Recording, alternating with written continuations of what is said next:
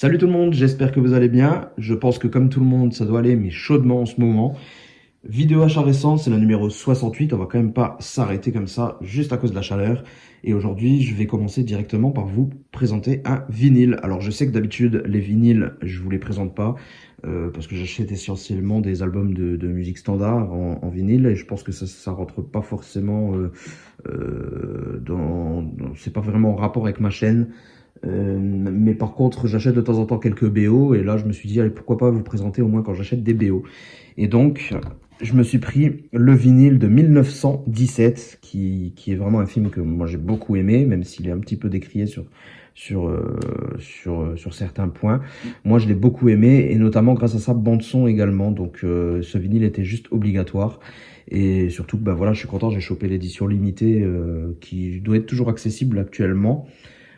Mais pas pour longtemps, je pense. Donc l'édition limitée avec les disques sont de teinte orange avec des espèces de motifs de flammes dessus. C'est vraiment très joli. Je peux pas vous le montrer là parce que je vais pas réussir à vous cadrer honnêtement à la vidéo et je suis pas sûr que ça intéresse tout le monde au niveau du vinyle. Donc voilà. Mais sachez que vous pouvez trouver une vidéo. Je crois que moi, avant de l'acheter, j'avais regardé une vidéo sur YouTube pour voir juste le rendu du vinyle. En tout cas, c'est un très beau vinyle, imprimé à l'intérieur avec de très belles photos de très belle qualité. Donc, si vous avez aimé la BO de 1917 et que vous avez une platine, objet à avoir obligatoirement. Alors, on continue alors avec le plus gros coffret que j'ai à vous présenter. Comme ça, je me débarrasse après, parce qu'il prend toute la place. Il s'agit du coffret édition limitée. Je vais devoir cadrer de Akira. Akira, qui est sans doute l'un des animés japonais les plus connus, si ce n'est le plus connu du monde. Ce film d'animation est tout simplement un chef-d'œuvre pour moi et que je me devais d'avoir et que je n'avais toujours pas dans ma collection. Alors, je sais qu'il y a un steelbook qui est sorti très récemment de ce film, mais quand j'ai vu qu'en plus de ça, il sortait... Enfin, il y avait pas mal de problèmes de production de ce steelbook. J'ai cru comprendre que beaucoup de personnes les avaient complètement rayés quand vous enleviez le blister. J'ai préféré me prendre cette édition collector qui est quand même très très grande avec le Blu-ray à l'intérieur et encore pas mal de petites choses. Et voilà, un très beau coffret en plus. Donc ouais, je suis plutôt content de cet achat. Et bah voilà, c'est tout ce qu'il y a à dire là-dessus. C'est un gros classique à avoir si vous êtes un petit peu amoureux d'animation japonaise. On poursuit ensuite avec une série télé que je me suis pris en Blu-ray 4K. Il s'agit de Westworld. Alors je sais que j'ai un train de retard, hein. Westworld c'est sorti il y a un sacré bout de temps quand même, hein, la saison 1. Mais je me suis jamais lancé. Je me suis jamais lancé et il y a quelques temps de ça, je me suis dit allez hop, commence à regarder. La saison 1, ça serait bien. Donc je commence à regarder les prix. Je dis bon, ça se trouve pas trop cher en Blu-ray. Par contre, il y a également, ils sont disponibles en 4K. Je tombe sur une affaire pour la saison 1 du moins. La saison 1, j'arrive à la trouver pas chère en 4K sur Rakuten, il me semble. Donc je me dis, allez hop, lance-toi, mets-la. Et puis au pire des cas, si ça te plaît pas, tu revendras le coffret, c'est pas bien grave. Finalement, écoutez, j'ai regardé, j'ai beaucoup accroché. Alors entre-temps, j'ai vu la saison 2 également. Mais la saison 2, j'ai un petit peu moins accroché, honnêtement. Mais ça n'empêche que j'ai quand même beaucoup aimé. Mais un peu moins que la saison 1. En tout cas, la saison 1 en 4K, très jolie. En plus, les 4K, ça passe super bien. Et cette série est vraiment top, hein. Avec ce Westworld là. Je me demande ce que serait notre monde si ça existait réellement. Voilà. Donc série que je voulais avoir en 4K tant qu'à faire, hein, étant donné que c'est assez rare que nous ayons des séries 4K, donc ça fait plaisir. Ensuite, prochain film de cette sélection, il s'agit du film Une vie cachée que je me suis pris dès qu'il est sorti, là, le dernier film de Terrence Malick. Alors, Terrence Malick, c'est très... je sais pas si je vous l'avais déjà dit, il me semble, hein, que je suis assez... comment dire? J'aime comme je déteste ce réalisateur. Alors, autant j'adore ses premiers films, autant ses derniers films, on peut pas nier que esthétiquement, c'est très très beau, c'est très poétique, c'est très joli, très contemplatif, mais moi, je trouve que ça tourne un petit peu en rond sur la dernière moitié de sa filmographie.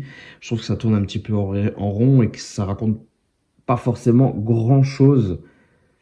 Après, c'est peut-être juste moi qui n'en saisis pas tout. Je suis pas la personne qu'il faut, tout simplement, pour apprécier ça. Je sais pas. Moi, je trouve qu'il manque quelque chose dans ces derniers films.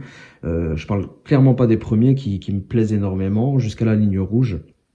Et Une vie cachée, Ça m'a permis de réellement renouer là avec Terrence Malick parce que j'avais un petit peu peur avant de voir celui-ci. Je me suis dit si c'est comme les 4-5 derniers que j'ai moyennement apprécié, ça craint. Ben écoutez, Une vie cachée, j'ai beaucoup plus apprécié. Et même si Terrence Malick vous rebute un petit peu, peut-être pour les mêmes raisons que moi, accordez une chance peut-être à celui-ci. Ça pourra peut-être changer votre avis, en tout cas pour celui-ci que j'ai trouvé quand même très bon. Voilà. Ensuite, on va continuer avec un film français que je me suis pris également. J'ai pas vraiment attendu qu'il baisse, même si je pense que celui-ci atterrira dans des offres. Il s'agit de La Belle Époque, un film qui m'a bien surpris au cinéma, étant donné que j'ai beaucoup aimé. Un Daniel Auteuil très convaincant dans ce film, criant de vérité, un Guillaume Canet qui joue son rôle très bien. Voilà, alors pour le faire le petit pitch, ça je vais vous le lire parce que ça racontera beaucoup mieux que moi. Victor, un sexagénaire désabusé, voit sa vie bouleversée le jour où Antoine, un brillant entrepreneur, lui propose une attraction d'un nouveau genre. Mélangeant artifices théâtraux et reconstitution historique, cette entreprise propose à ses clients de replonger dans l'époque de leur choix. Victor choisit alors de revivre la semaine la plus marquante de sa vie, celle où 40 ans plus tôt il rencontra le grand amour. Voilà, film extrêmement touchant qui fonctionne très bien, un concept assez intéressant et une très bonne idée. Donc voilà.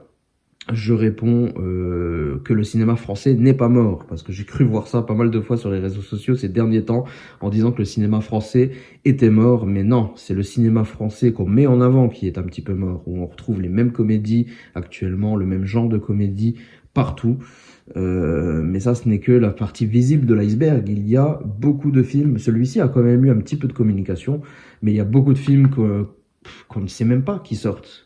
Qui sortent alors que les gens ne sont même pas au courant, qui sont même pas mis en avant, qu'il n'y a pas de trailer, il n'y a pas de communication avant ça, donc les gens ne vont pas les voir au cinéma tout simplement. Et non, je note pas mal de films français qui sortent des sentiers battus, qui sont très originaux et qui sont très appréciables, mais qui malheureusement ne rencontrent pas forcément des grands succès, étant donné qu'on ne parle pas beaucoup d'eux. Et ça, c'est vraiment dommage.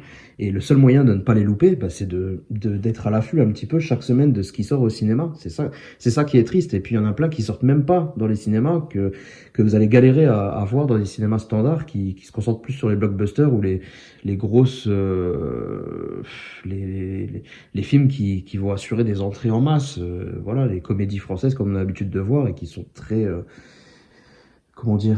très similaires ces derniers temps.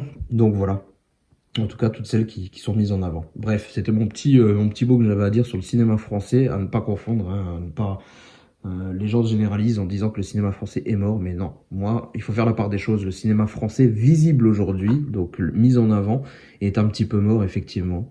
Mais non, le cinéma français nous réserve encore de très belles surprises et sort pas mal de bons films.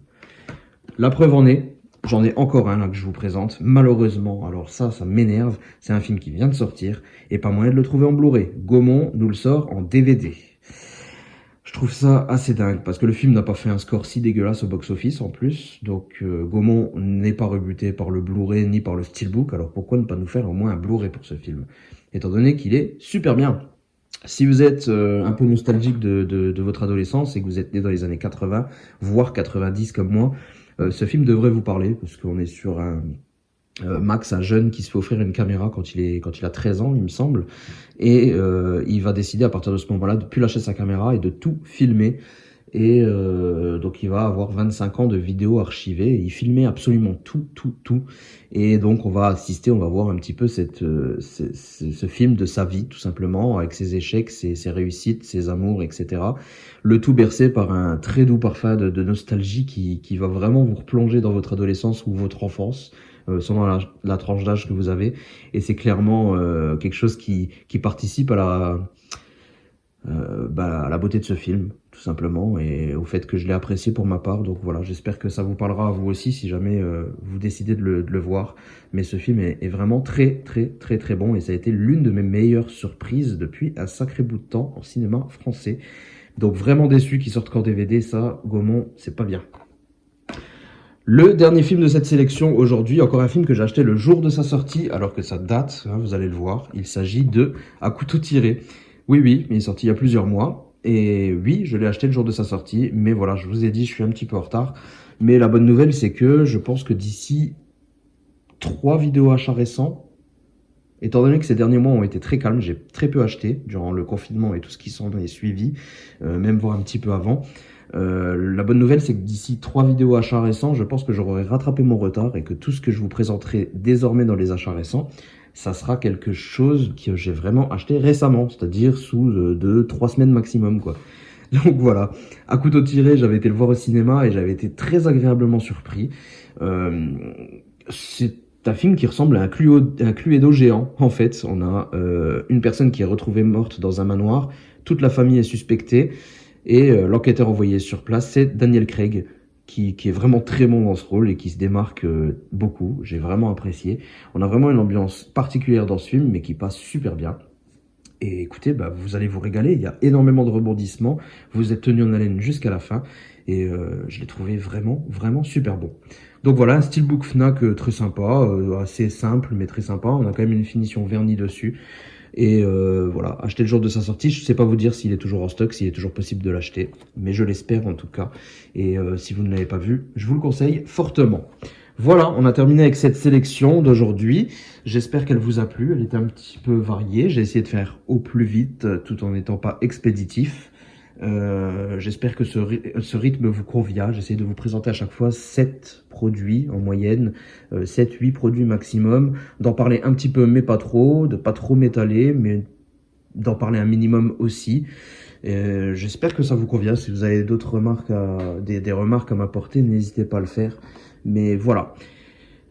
Écoutez, si vous me suivez pas sur les réseaux sociaux, je vous conseille de le faire si jamais vous en avez l'envie, hein. Sur Instagram, je publie énormément les films que je vois, les films que je vais voir au cinéma, les films que je regarde. On part en débat souvent avec pas mal des personnes qui me suivent. On part en débat, bien sûr, en message privé. Et puis voilà, je partage un petit peu mes achats aussi là-dessus. Pas beaucoup parce que j'en garde pour mes vidéos achats récents. Mais je partage un peu mes achats, mes vinyles, un petit peu ma passion. Et puis voilà, un peu de tout ça. Donc n'hésitez pas aussi à vous abonner à la chaîne si c'est pas encore fait. Comme ça, vous ne louperez pas les prochaines vidéos. En attendant, portez-vous bien. Ciao tout le monde!